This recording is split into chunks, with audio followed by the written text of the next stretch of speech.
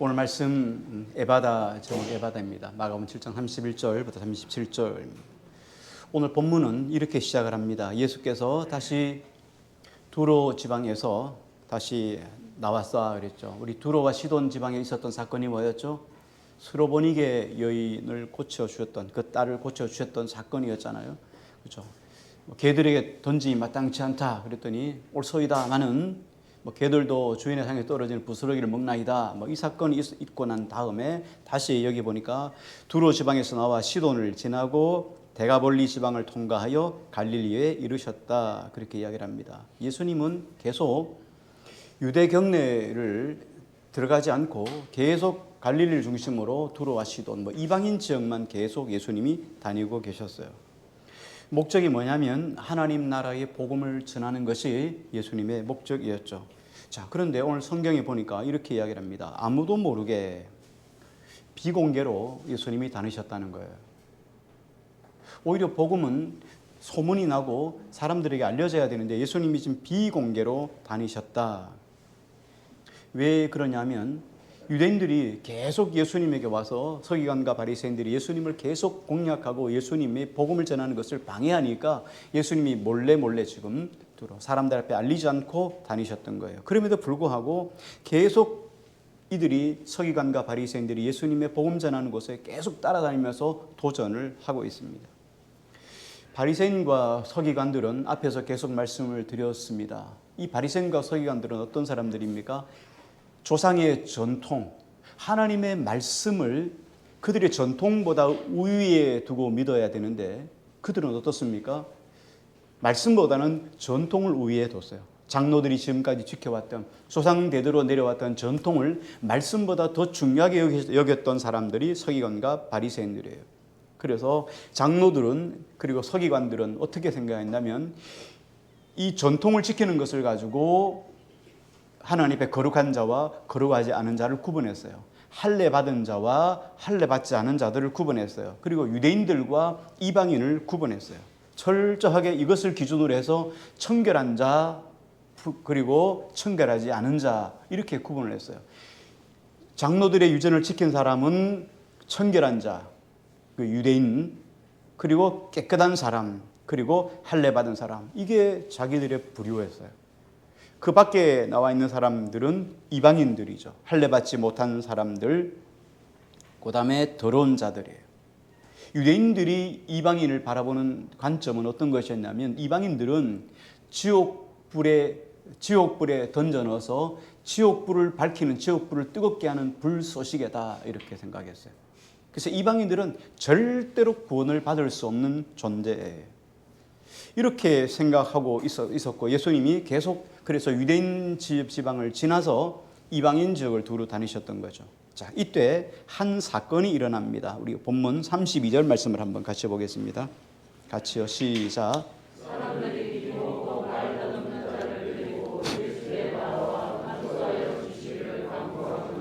예, 예수님이 갈릴리에 곧 도착하셨을 때 그 지역의 사람이 한 사람을 데리고 왔어요.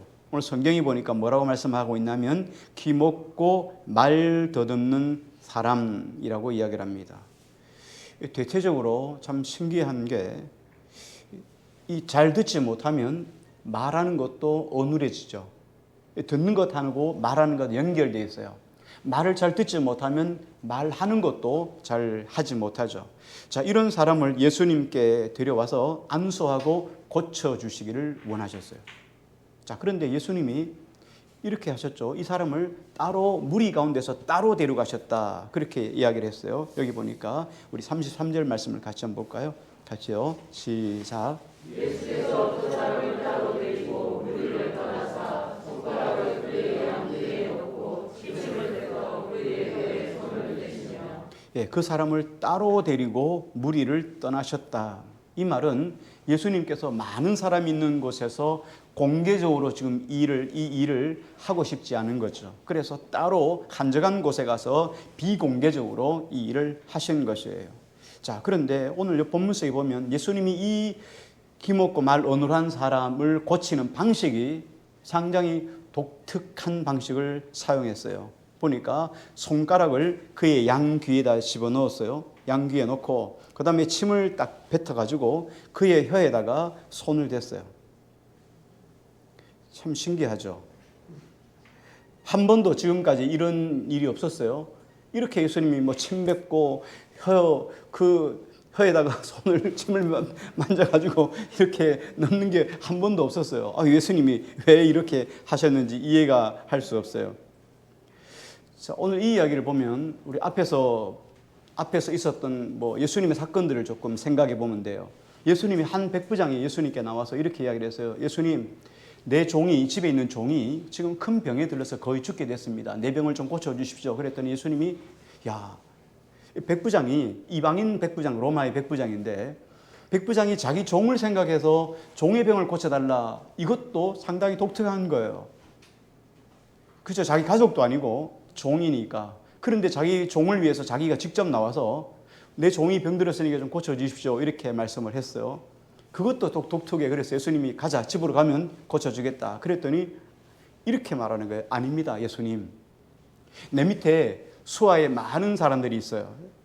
100명의 군사가 있는데 100명의 군사한테 제가 이렇게 이야기를 합니다. 어디 가 이렇게 말하면 갑니다.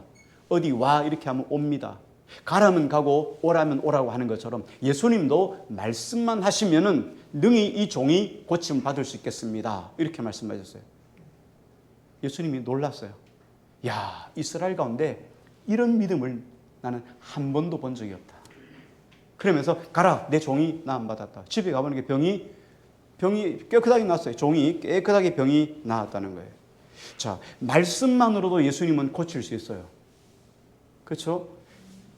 달리다 쿰 했잖아요. 소녀야 일어나라 그랬더니 죽은 소녀가 벌떡 일어났어요. 말씀만 하셔도 병이 치유되고 죽은 자가 일어나는 예수님께서 더럽게 말이죠, 해가지고 혀만 주고 이럴 이유가 전혀 없어요. 그런데 왜 그렇게 독특한 행동을 하셨을까 하는 거예요.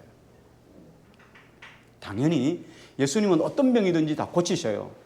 그렇잖아요. 한 번도 병을 고치지 못한 일이 없잖아요. 계속 다 병을 고쳐요. 그런데 예수님께서 하신 방법이 말씀만으로도 가능하신 예수님이 왜 여기에서 독특한 방법을 사용하셔서 병을 고쳤는가 하는 거예요. 그러면 병 고친 것이 문제가 아니라 그 독특한 방법이 왜 그랬을까라는 의도를 찾아내야 돼요.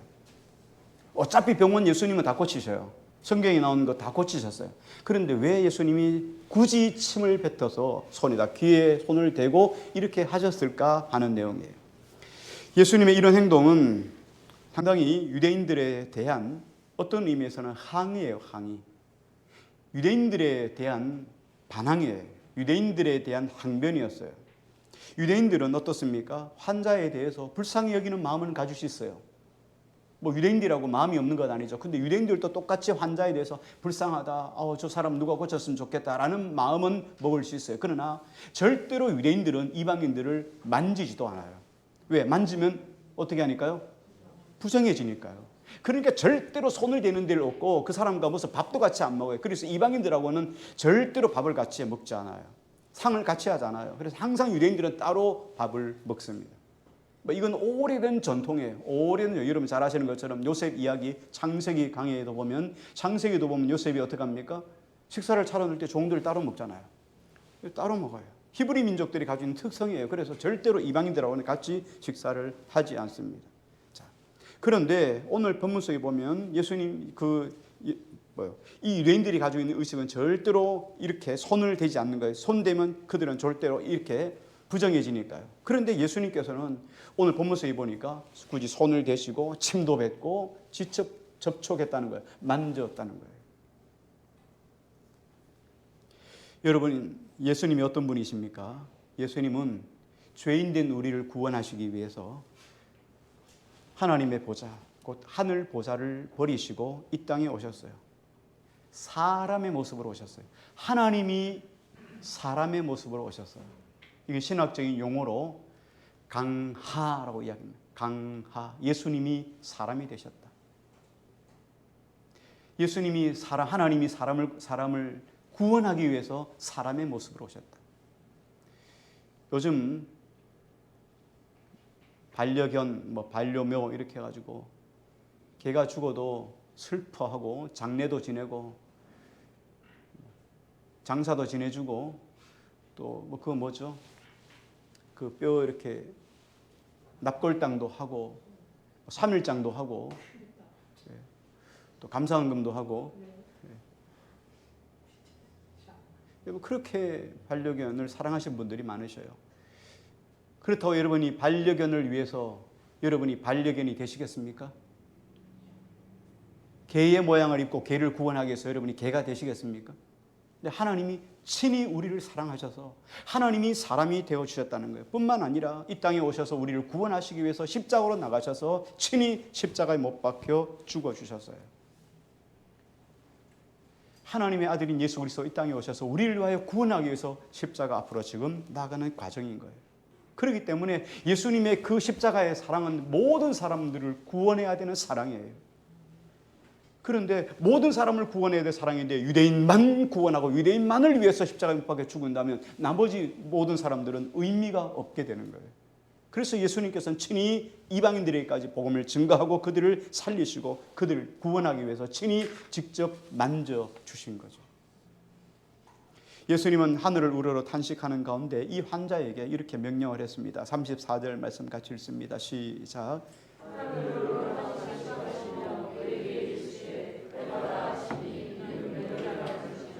예, 에바다 이렇게 말씀을 하셨죠. 이 명령은 교만한 유대인들, 바리새인들, 서기관들 이들을 향한 예수님의 무언의 항의와 경고와 같았어요. 에바다. 예수님이 이렇게 말씀하셨죠. 자, 보라. 너희가 부정하다고 생각하고 더럽다고 생각하는 이 이방인 사람을 내가 하나님의 아들로서 내가 이 사람을 치유하노라. 낫게 하노라. 이런 예수님의 어떤 음성이었어요. 이게 에바다라는 말씀이에요. 에바다는 아람어입니다. 히브리어가 아니고 아람어예요. 근데 그 당시에 유대인들은 다 아람어를 쓰고 있어요. 그런데 마가는 지금 아람어를 쓰면서 이는 곧 뭐라고 말씀하십니까? 이는 열리라는 뜻이라. 이렇게 쓴 것은 아람어를 모를 수 있는 이방인 독자들을 위해서 기록한 거예요. 로마에 있는 이방인들이 이 아람어를 잘 모르는 사람들이 있으니까 이 아람어 에바다라는 것은 열리라는 뜻이다 하고 밑에 사족을 달아놓은 거죠. 이렇게 해석을 달아놓은 거예요. 그 순간 어떻게 됐습니까? 기먹고 말 더듬는 병자가 고침을 받았다는 거예요. 그리고 예수님께서는 이 일 후에 이 사건에 대해서 아무 말씀도 하지 말라고 당부하셨어요. 38절 한번 같이 볼게요. 같이요. 시작. 같이요. 시작. 예수께서 그들에게 경고하사 아무에게도 이르지 말라 하시되 경고하실수록 그들이 더욱 널리 전파했다. 마가는 이 일을 곁에서 목격한 사람들의 반응을 그대로 오늘 본문 속에 기록해 놓고 있습니다.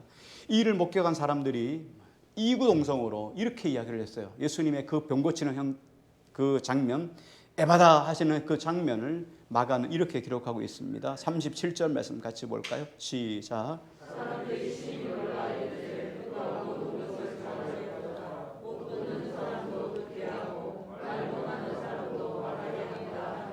예, 그가 모든 것을 사람들이 심히 놀라 이르되 그가 모든 것을 잘하였도다. 이 말씀은 하나님의 창조 사역하고 연결되어 있어요. 창세기 1장 31절에 보면 하나님이 지으신 그 모든 것을 보시니 보시기에 심히 좋았더라. 저녁이 되고 아침이 되니 이는 여섯째 날이니라. 하나님이 창조한 모든 것들을 보시니까 어떻게 해요? 보시기에 심히 좋았더라. 예, 심히 좋았더라. 이렇게 말씀하셨어요. 이 이야기가 뭐요? 그가 모든 것을 잘하였도다. 하나님이 지으신 모든 것, 하나님이 하신 모든 일, 하나님의 아들 예수 그리스도가 하신 모든 일은 잘하는 일이에요. 좋은 일이에요. 그리고 사람이 개입돼 가지고 하나님의 선한 일에 사람이 개입해서 악한 일을 할지라도 하나님은 악을 선하게 만드시는 분이에요. 그래서 하나님이 개입하신 모든 일이 선한 일인 거예요. 필리핀도 마찬가지예요. 사람이 개입해서 악한 일이 됐을지라도 하나님은 악을 선하게 이끌어 가시는 분이 하나님이셔요. 하나님의 일에는 후회함이 없기 때문에 하나님이 그때는 선한 일로 시작한 하나님 일이 부정하게 돼서 하나님이 야 내가 잘못 결정했다 이렇게 하시겠어요? 아니에요. 하나님은 저와 여러분을 부르심에 후회함이 없으셔요. 너 요새 신앙생활 잘 못하는 거 보니까 내가 너 부른 거 후회한다. 하나님 앞에 그런 소리 들어본 적이 있습니까? 하나님은 절대로 그런 말씀 없어요. 하나님의 부르시면은 절대로 후회함이 없으셔요. 이거 이야기. 하나님은 모든 만드신 것을 보시고 좋았더라 하는 거예요.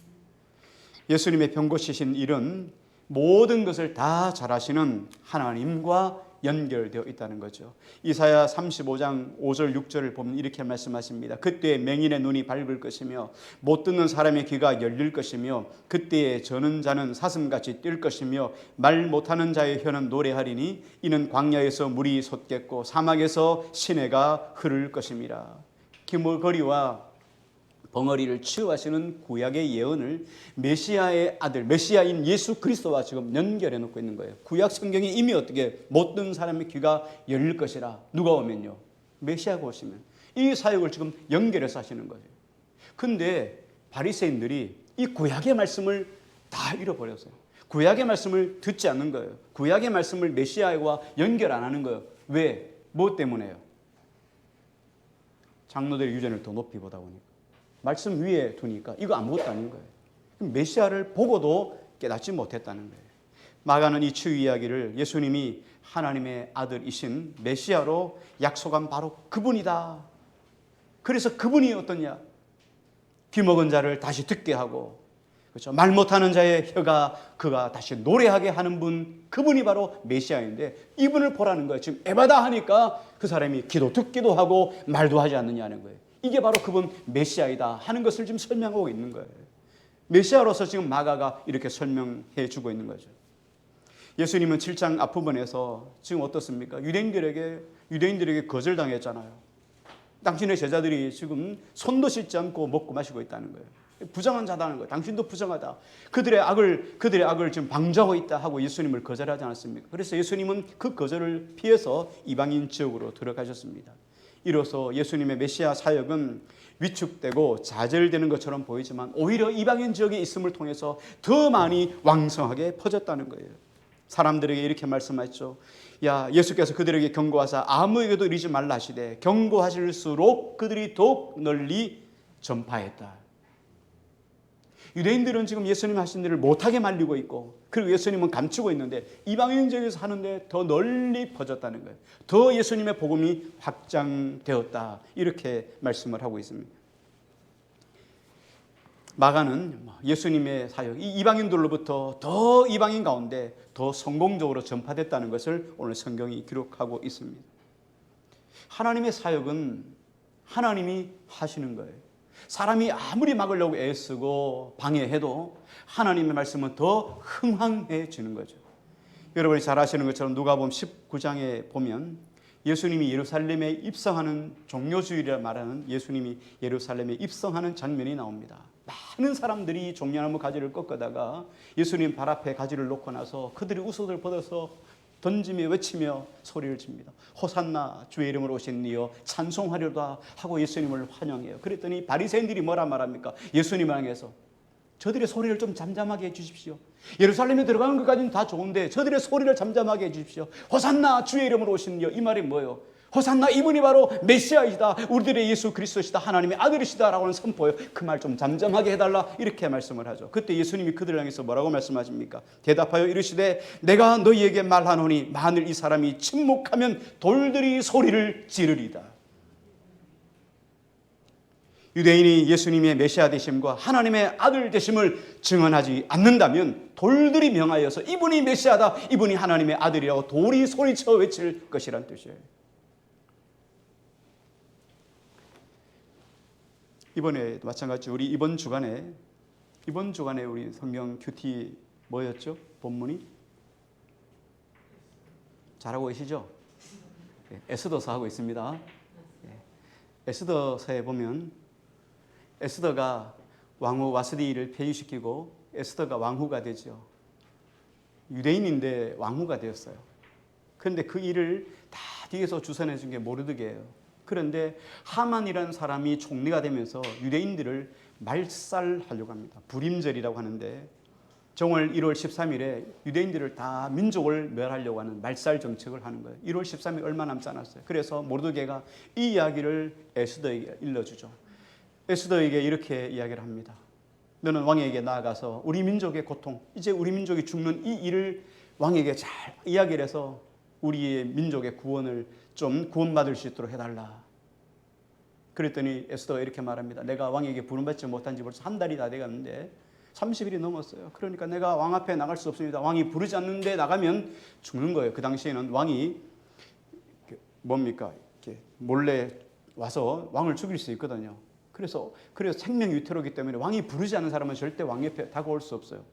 왕후라도 마찬가지예요. 그래서 왕이 사람을 부르면 그때서야 올 수 있어요. 근데 부르지 않고 오면은 찬스가 있어요. 왕이 금홀이라고 하는 왕의 쥐몽을 딱 내밀면 그걸 잡으면 살아요.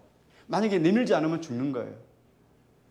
근데 내가 왕 앞에 나간 지 지금 한 달이 됐습니다. 그랬더니 모르드게가 이렇게 이야기를 하죠. 내가 만일 잠잠하여 말이 없으면 유다인은 다른 데로 말미암아 노임과 구원을 받으리니와 너와 내 아버지의 집은 멸망하리라. 하나님의 구원 계획은 절대로 방해 없어요. 하나님의 구원 계획은 계속 형통해지는 거예요. 사람 때문에 방해되고 사람 때문에 막혀진 일은 절대로 있을 수 없다는 거예요. 유대인들이 방해해도 바리새인들이 방해해도 안 되면 돌들이 명하여 외치게 될 것이란 말이에요. 사도행전 10장에 보면 고넬료 이야기가 나옵니다. 고넬료 이야기 보면 사도행전 10장에 보면 그가 경건하여 온 집안과 더불어 하나님을 경외하며 백성을 많이 구제하고 하나님께 항상 기도하더니. 고넬료라는 사람은 이방인 백부장이에요. 로마의 군인이에요. 100명을 다스리는 군인이에요. 그런데 이 사람이 어떤 사람이냐면 경건하고 하나님을 경외하고 백성을 많이 구제하고 항상 기도하는 거예요. 이 사람이 행위로는 장로들의 유전과 조상의 전통으로 똘똘 뭉친 사람이에요. 유대인의 입장에서 보면은 더 유대인다운 완벽한 의인 같은 사람이에요. 그런데 이 사람은 어떻습니까? 아무리 그렇다 해도 아무리 경건하고 하나님 말씀 앞에 있고 하나님을 경외하고 백성 많이 구제하고 항상 기도해도 이 사람은 뭐예요?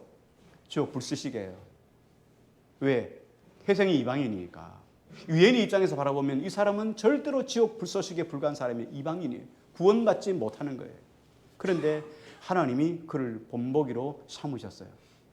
베드로에게 와가지고 베드로가 어느 날 기도하는 중에 환상 중에 꿈을 꾸게 돼요. 하늘로부터 큰 보자기 하나가 내려오는데 거기에 부정한 짐승들이 막 있는 거예요. 근데 하나님이 베드로에게 이렇게 말합니다. 이 짐승들을 잡아 먹으라. 그랬더니 베드로가 이렇게 말합니다. 하나님, 내가 유대인으로서 지금까지 한 번도 부정한 것을 내가 먹지 않았는데 왜 나보고 이 부정한 걸 먹으라고 합니까? 그런데 환상에서 깨어났어요. 그런데 마침 종 하나가 와가지고 저 고넬료의 집에서 이 베드로 선생님을 부른다는 거예요. 이게 무슨 뜻인가 하고 가봤어요. 그랬더니 고넬료가 이렇게 이야기를 하는 거예요. 우리가 다 하나님 앞에 있어. 당신이 우리를 향해서 세례 주기를 원하는 거예요. 우리에게 하나님의 백성 되게 하기 위해서 우리를 영접해 주기를 원하는 거예요. 그래서 그들 가정이 다 구원받는 사건이 일어납니다. 베드로와 예루살렘 교회가 유대인 혈통의 성도들에게 거세게 하나님께서 그들에게 도전을 하는 거예요. 이 고넬료를 하나님께서 자기 백성으로 삼으려고 하는 거예요. 이 이방인 고넬료를 하나님의 백성으로 받아들이겠다는 거예요. 자, 그러면 너희들은 이 일에 대해서 어떻게 반응할 것인가 하는 것을 주님께서 이 예루살렘 교회에게 그리고 베드로에게 도전을 주는 거죠. 고넬료가 하나님의 자녀가 된 것은 그가 의롭거나 경건하거나 기도 많이 하거나 구제 많이 해서 구원받은 것이 아니라는 거예요. 고넬료는 오직 하나님의 주권이었어요. 로마의 군대 장관이었던 이 고넬료를 하나님께서 어떻게 친히 부르셔서 그를 믿음의 자리로 인도해 주신 거예요. 그가 경건해서가 아니라고요. 구제를 많이 해서가 아니에요. 기도 많이 해서 하나님이 그를 하나님 백성 삼아준 것이 아니라는 거예요. 하나님은 고넬료를 구원하는 것을 통해서 오늘 유대인 출신 그리스도인들에게 지금 말씀하고 계시는 거예요. 이 고넬료를 좀 보라는 거예요. 이 사람의 경건이 너희보다 못하냐? 이방인 중에도 이렇게 구원받을 만한 사람이 있다는 거예요. 그러므로 이방인들도 하나님의 교회 공동체 안으로 받아들이라는 말이에요. 이런 설득은 과거에도 있었어요. 신약 성경에만 있었던 것이 아니에요. 여러분이 잘 아시는 요나서가 있죠. 하나님이 요나에게, 선지자 요나에게 하나님이 명령했어요. 저 큰 성읍 니느웨에 가서 하나님의 말씀을 전하라는 거예요. 큰 성읍이라는 거예요. 그곳에 가서 하나님 말씀을 전하라. 그런데 요나가 냅다 도망을 쳤어요. 왜냐하면 저 니느웨는 아수르의 수도였거든요. 아수르가 쳐들어와 가지고 이스라엘을 함락시켰어요. 그런데 아수르가 얼마나 강력한 군대였는지 사람들을 아주 무지막지하게 잔인하게 죽였던 사람들이 아수르예요. 그래서 아수르가 이스라엘을 점령해 버렸거든요. 그런 이 적의 나라인 적의 심장부에 가서 하나님이 살아계십니다. 예수 믿고 구원받으세요라고 말하는 게 가당하겠습니까? 여러분의 원수 같은 사람한테 교회 나와 예수 믿어 구원받아 하나님은 살아계셔 라고 말할 수 있겠습니까? 그 요나가 도망을 쳐요. 배를 타고 도망을 쳐요. 그러다가 풍랑을 만나가지고 할 수 없이 무슨 이유인지 알 수 없지만 풍랑이 일어나니까 제비뽑기 했는데 제비뽑기 요나가 나왔어요. 요나를 깊은 바다에 던졌더니 풍랑이 잠잠해졌어요. 그런데 큰 물고기가 요나를 삼켜버리죠. 요나가 3일 밤낮을 그곳에서 회개합니다. 하나님 말씀 잘 들을게요. 날 구원해 주시면 내가 잘할게요. 그리고는 나왔어요. 그리고는 그 큰 성읍 니느웨에 가가지고 말씀을 전하라니까 내 안에는 분노가 있어요. 아수르에 대한 미움이 있어요. 그런데 전하라고 하니까 하나님 명령이니까 가요. 이 니느웨 성은 하도 큰 성이어서 3일 길을 가야만 돼요. 그런데 하루 길만 3분의 1만 가면서 예수 믿으라고 말하는 거예요. 그것도 예수 믿어야 됩니다. 예수 안 믿으면 죽습니다. 예수 안 믿으면 지옥 갑니다. 예수 믿으면 구원받습니다. 라고 말한 게 아니라 예수 안 믿으면 죽어. 죽는다니까. 예수 믿고 구원받아. 그런데 놀라운 일이 일어났어요. 이렇게 중얼중얼 하듯이 비 맞은 모처럼 그쪽에 중얼중얼 하면서 그 하루길을 걸어갔는데 그 소리를 듣고 니느웨 성 사람들이 전부 다 짐승, 막 소, 막 양까지도 다 전부 다 베옷을 입고 금식하고 하나님 앞에 엎드려 회개하는 거예요. 회개의 역사 일어났어요. 요나가 저 니느웨 성에 하나님의 큰 진노가 임하기를, 하나님의 천벌이 임하기를, 하나님의 번개가 임하기를 산꼭대기에 니느웨 성이 잘 보이는 곳에 가서 기다리고 있는 거예요. 그런데 요나가 물고기 속에 들어갔잖아요. 머리가 다 빠졌겠죠. 완전히 민머리가 됐어요. 근데 얼마나 뜨겁겠어요. 그 땡볕 때 하나님 옆에 박농쿨을 마련해가지고 덮으면 야 얼마나 서늘하기만 하면 그건 날이 건조해서 그늘에만 들어가면 시원해요. 근데 하나님이 그렇게 잠시 시원하게 하시다가 박농쿨을 딱 태워버렸어요. 얼마나 머리가 뜨겁고 불평하는 거예요. 하나님 왜 박농쿨을 이렇게 없애가지고 내 머리가 뜨겁게 만듭니까? 그랬더니 하나님이 이렇게 말합니다. 야 너 박농쿨을 가지고 원망을 불평하냐? 저 큰 니느웨 성읍에는 하나님을 알지 못하는 사람이 10만 명이나 있다. 이 이스라엘 백성들은 이 이방인들에 대한 마음이 이런 마음이 있었어요. 이방인들을 절대로 구원받을 수 없다는 이런 마음을 가지고 있는 거예요. 그런데 하나님이 어떻게 이방인 선교에 대한 이방의 복음에 대한 강력한 메시지를 가지고 하나님이 구원하라고 말씀하신 것이 구약에서부터 신약까지 계속 하나님 말씀하시는 거예요. 그런데 이미 구약 성경에도 그렇게 말씀하신 메시지를 이스라엘 백성들 장로들과 유대인들, 장로들과 서기관과 바리새인들은 이걸 다 무시해 버리는 거예요. 그래서 오직 구원 유대인들에게서 만난다고 생각했으니까 하나님 말씀을 전혀 안 믿는 거죠. 하나님 말씀을 믿는다고 하면서 하나님 말씀을 안 믿는 거예요. 믿는데 안 믿어요. 여러분 이해하시죠? 믿는데 안 믿는다고요. 교회 나오는데 안 믿어요. 이게 오늘 우리일 수가 있다고요. 말씀의 결론입니다.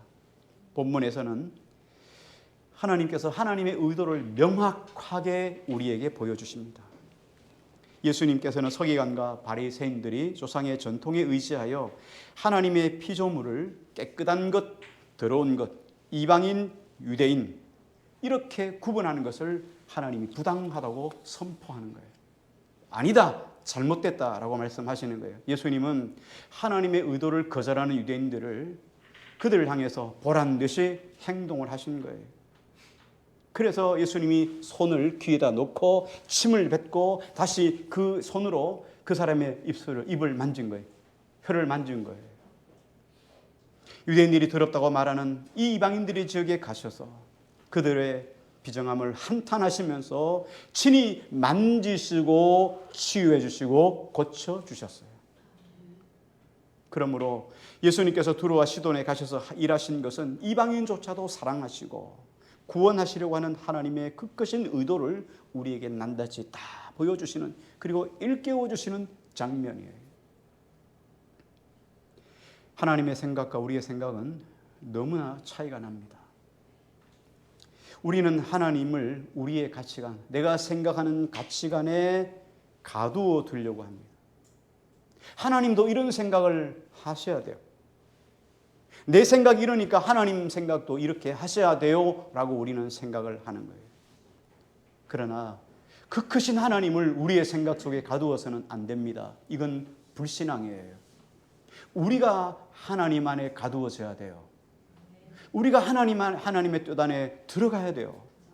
하나님의 뜻을 우리의 생각과 우리의 뜻으로 맞춰버리면 안 된다는 거예요. 우리가 그분의 소유입니다.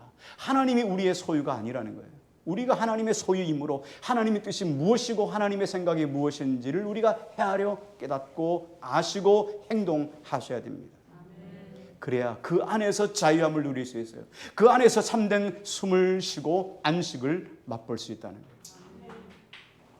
그러므로 우리는 하나님의 무한하신 은혜 아래 들어가야 됩니다. 그리고 그때 하나님의 의도와 뜻을 묻고 그 안에서 자유하게 되는 거죠. 오늘 예수님 말씀하시는 것은 뭡니까? 우리가 이런 마음을 가져야, 그래야 인종을 뛰어넘을 수 있어요. 국경을 뛰어넘을 수 있어요. 온갖 차별을 뛰어넘고 모든 사람들을 다 품을 수 있는 믿음의 신앙인들이 될 수 있기 때문이에요. 여러분, 한번 우리 삶 속에 적용을 한번 해보십시다. 전라도 그리스도인이 있을까요? 경상도 그리스도인이 있을까요? 진보 그리스도인이 있을까요? 보수 그리스도인이 있을까요? 어때요?